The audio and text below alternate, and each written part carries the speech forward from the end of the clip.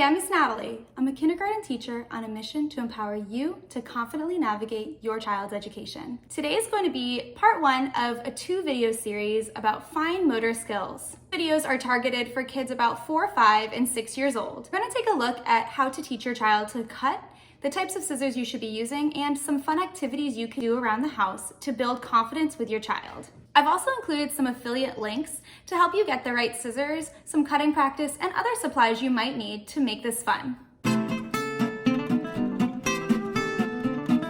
I have to say, I've been putting this video off for a while, and that's because teaching children to use scissors is really hard.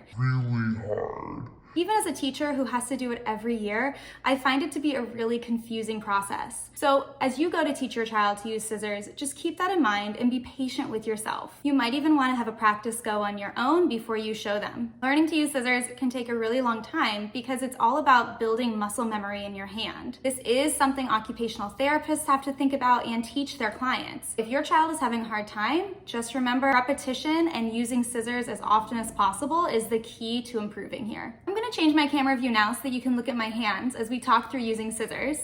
Ah yes, scissors. I've got 4 sets of scissors here. Which pair would be the best to teach your child? This pair right here, these are the least helpful scissors. Both the holes are the exact same size, so it will be uncomfortable for your child to position their hand in. Also, the tip here is pointed, so these are not as safe as other choices that you could use. So goodbye to these pink scissors. Now that you know the first one, you can probably figure out the second pair.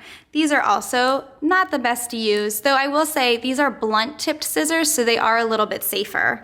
But with these holes being the same size, how could you comfortably get in there? You don't need these. So that leaves the pink pair and the blue pair. Both of these are scissors that I would find in my classroom. They both have the thumb hole and then the bottom hole for your other fingers. I would be fine to teach children on these, but ideally these ones are the blunt tipped, where these ones are sharper tipped. So the blunt tip scissors are going to be my winner today.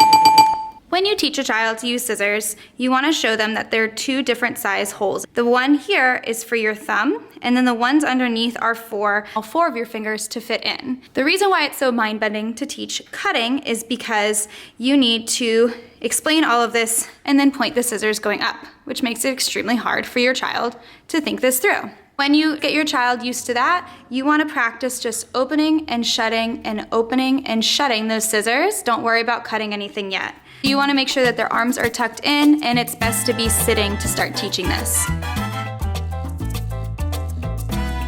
So on to the fun stuff. Just opening and shutting can take a really long time for them to get used to, so I do not recommend you start with paper. Start with some things around the house that are fun and easy to cut, just with that open-shutting movement. You might want to get them to help around the house, maybe with a little bit of cooking. So something you can get them to be cutting is fresh herbs. These are bell peppers that I'm cutting. And these are spring onions. Chives would be another great idea too. If you're not much of a salad eater, you and your family could always go in another direction. I've seen a lot of people recommend that you take Play-Doh, roll it up, and snip it that way. What if we did it with cookie dough instead?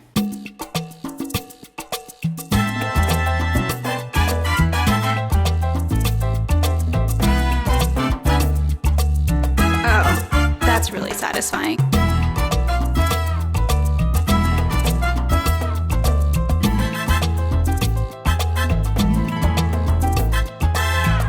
Once your child has gotten good at that basic snipping action, you can start to up the ante and give them some real paper. I found some wrapping paper that actually has a natural grit on it. And we talk about the helper hand now. Aww. With the helper hand, you want the thumb on top and the rest of the fingers underneath. This is where it can get scary, but your child's gonna have to learn their finger can't be like this. A lot of people will start to naturally grip in that way, but just keep an eye out for them. I would not use a full-size piece of paper because it can be overwhelming as they get used to using their helper hand and maneuvering everything.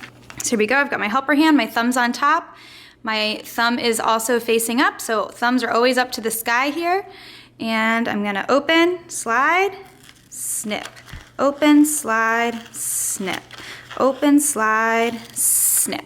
Now that they're getting really good at that, and this should really take quite a bit of practice to get here, you can start doing some cutting practice. I've just made this with some paper that I cut in half and some lines here, but you can buy a lot of cutting practice activities. I put in the affiliate links below some cute cutting practice activities that have great pictures for kids.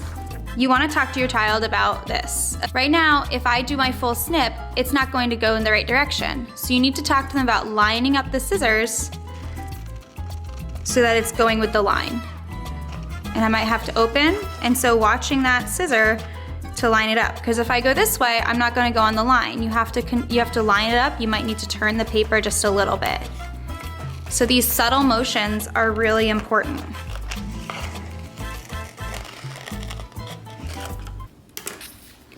And so there you have it.